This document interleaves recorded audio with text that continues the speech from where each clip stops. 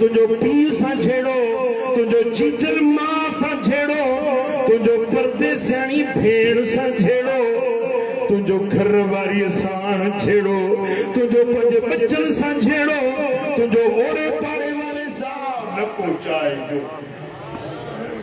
कंहिंखे पंहिंजे हथ सां, पंहिंजे ज़बान सां, पंहिंजे कौल सां, पंहिंजे किरदार सां, पंहिंजी रहणी करणी सां कंहिंखे बि ईज़ा न पहुचाइजो।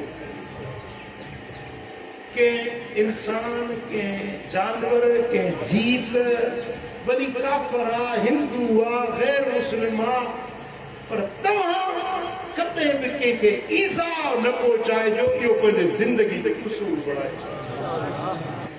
छो त मदीने वारे साईं फरमाए त अज़ियतुल मुमिन नक़्सिल कअबत 70 मर्रा, के मोमिन खे ईज़ा पहुचाइण काबतुल्लाह खे 70 भेरा ड्राइण खां बि वॾो गुनाह।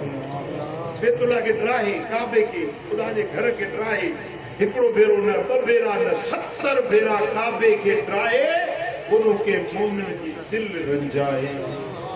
मदीने वारा साईं काबे जो तवाफ़ पिया कनि, बैतुल्लाह जो तवाफ़ कंदे काबे खे ॾिसी फरमाईंदो, ओ काबा तू केॾो पाक घर रही, तुंहिंजी धरती पाक, तुंहिंजूं फ़ज़ाऊं पाक, पर इन हुर्मतल मुमिन आज़म इंदल्लाह मिनक दरजा।